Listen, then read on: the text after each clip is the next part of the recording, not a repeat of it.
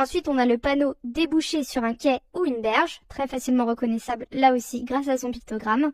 Le panneau de débouché de cycliste. Celui-ci vous indique que vous allez arriver sur une débouchée et que vous allez potentiellement croiser des cyclistes, soit parce qu'il y a la présence d'une voie verte ou d'une piste cyclable ou d'une bande cyclable.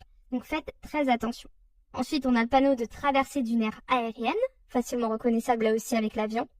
Ce panneau vous indique la présence de vent latéral fréquent, mais ne vous indique ni la direction ni la force du vent. Alors faites très attention parce que ça c'est une question piège au code. Si vous voyez ce panneau de signalisation, vous ne pouvez absolument pas savoir ni la direction ni la force du vent. Ensuite, on a le panneau cassis ou dodane. Donc un cassis, ça signifie un creux, et le dodane, ça signifie une bosse, tout simplement. Ensuite, on a le panneau dodane, facile à reconnaître avec sa bosse.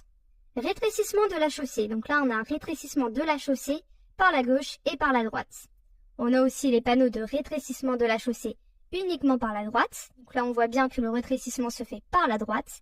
Et le panneau de rétrécissement de chaussée par la gauche, où là, on voit bien que le rétrécissement se fait par la gauche. On a également le panneau de chaussée glissante. On voit bien la voiture sur le pictogramme qui fait une petite glissade avec les petites marques sur la chaussée. Le pont à bascule, facilement reconnaissable aussi, on voit un pont avec de l'eau juste en dessous.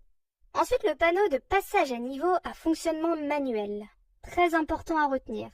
Le passage à niveau est à fonctionnement manuel parce qu'il n'y a pas de panonceau qui indique la présence d'un signal automatique.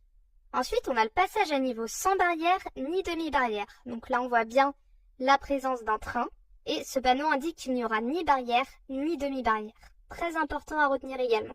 Ensuite, on a le panneau de passage de tramway, donc là qui est facilement reconnaissable. On voit bien que c'est un tramway sur le pictogramme avec sa petite ligne au-dessus. On arrive au panneau de priorité, donc avec ce premier panneau qui est le panneau de priorité à droite. Donc là, je pense que celui-ci, vous le connaissez. Absolument connaître si vous ne le connaissez pas, qui indique que vous devrez céder la priorité à droite à la prochaine intersection. Ensuite, on a le panneau d'intersection où vous êtes prioritaire. Alors sur ce panneau, j'insiste très fortement, vous êtes prioritaire, mais uniquement pour la prochaine intersection. Ensuite, le panneau de carrefour à sens giratoire. Facile à reconnaître, on voit bien les flèches qui tournent dans le sens de prise du carrefour à sens giratoire, c'est-à-dire qu'on prend toujours un carrefour giratoire par la droite. Le panneau de céder de passage à l'intersection, vous devez céder le passage à tout véhicule venant de votre gauche ou de votre droite. Le panneau de signalisation avancé qui indique que vous allez rencontrer un céder le passage dans 150 mètres. Le stop bien sûr qui indique que l'arrêt est obligatoire à l'intersection.